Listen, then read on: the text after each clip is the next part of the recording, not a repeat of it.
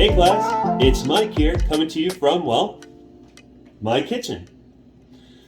For my informative speech, I wanted to go over one of my true passions in life, and something I'm sure everybody in the room can relate with, food, specifically beef jerky. I went to culinary school my senior year of high school, and I am what you would consider a level 2 chef. I dabble in a bunch of things here and there, but today what I want to do is show you how to make beef jerky that is so good it would even turn Leonardo da Vinci into a meat eater. For those of you who don't know, jerky is more or less dehydrated beef. While the cut I'll be using for this batch tonight is top brown Angus beef London broil, you can make this with virtually any cut of meat, poultry, or fish.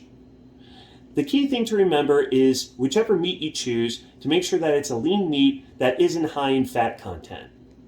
Dehydrating food goes back thousands of years to our Neolithic ancestors who would hang extra meat from the day's hunt over the campfire. The heat and smoke would dry out the meat, and they found that it would preserve it for extended periods of time, which is key considering that they didn't have the modern day conveniences of refrigeration or, in most places, even ice. Jerky has many health benefits. Aside from containing various vitamins and minerals, its main takeaways are that it's a great source of protein, zinc, iron, B12, and calories. And for the health conscious in the audience, it's also low in carbs. If preserved correctly in an airtight container, it can last for about 2 months. This makes it a great portable power snack to take with you to work, class, or on the go. Jerky is also extremely easy to make. I'll be using my Kasori food dehydrator, but if you don't have one of these, no problem. You can make it in a conventional oven. The main ingredients are 2 pounds of top brown London broil, half a cup of Worcestershire sauce, half a cup of low sodium soy sauce, half a tablespoon of paprika, half a tablespoon of onion powder, half a tablespoon of garlic, half a tablespoon of liquid smoke, and my special ingredient, 2 ounces of American whiskey. First things first in food safety is to keep everything sanitary. We want to make sure that we wash our hands with soap and warm water. I've already gone ahead and done that. I've also gone ahead and pre-measured all of the ingredients for the marinade. What you're going to do is get a large bowl, put all the ingredients in, and mix well. Or Salt Bay does it.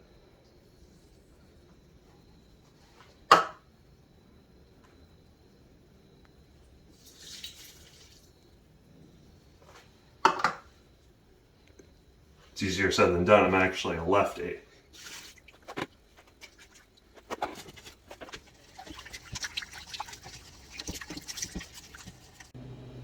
I like to cut the jerky into 1/16 of an inch slices that looks about like this. This helps to keep everything uniform and ensures that the meat cooks evenly inside the dehydrator.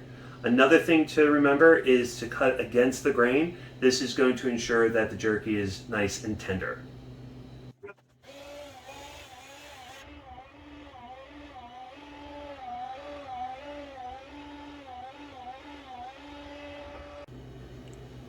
Now that we have the meat sliced, we're simply going to individually layer in the slices to ensure that each one is evenly immersed in the marinade. As you can see, I'm wearing gloves. This actually helps so that you don't temporarily stain your skin. Here we go.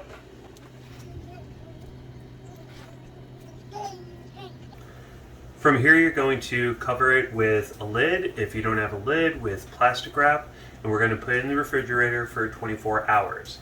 You could do it for less if you're in a pinch for time, but what I've found is that this yields the best results. Into the fridge she goes. See you mañana. All right, everybody, welcome back to day 2 of Jerky 101. So as you can see here, we took the meat out. We've had it marinating in the fridge for 24 hours. Now it's time for the reveal. A little drum roll before we start.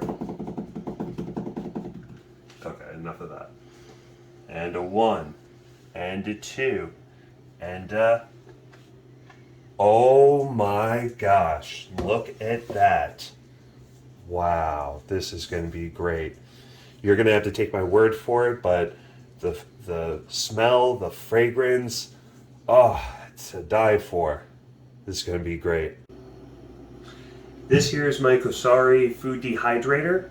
So what we're gonna do is take a number of trays. This is a steel mesh tray, and it's a little plastic thingamajigger that goes on top of it to make sure that for the smaller cuts that they don't fall in between the mesh.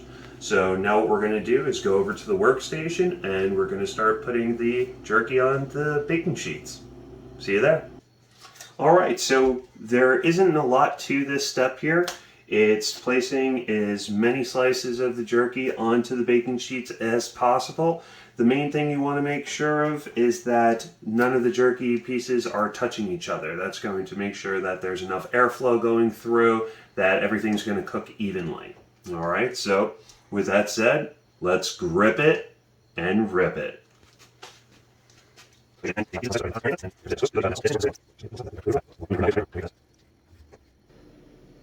Alright, so we now have all of the jerky laid out onto the baking sheets, as you can see here, and we're ready to pop it into the dehydrator. So let's get at it.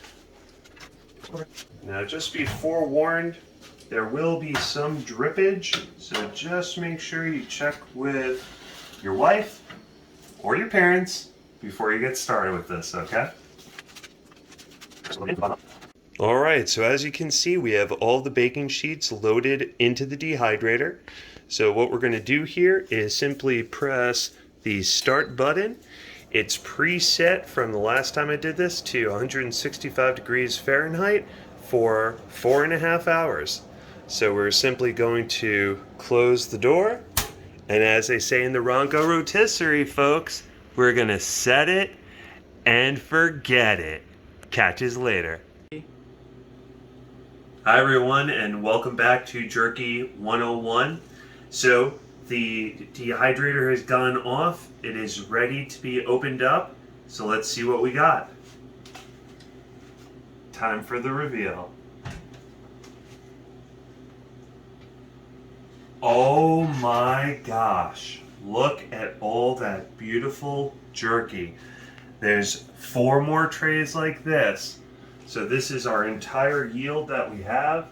A 1, a 2, a 3, a 4, and a 5 trays of jerky.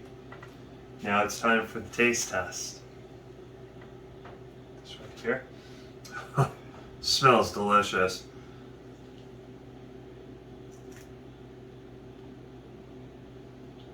Oh my god.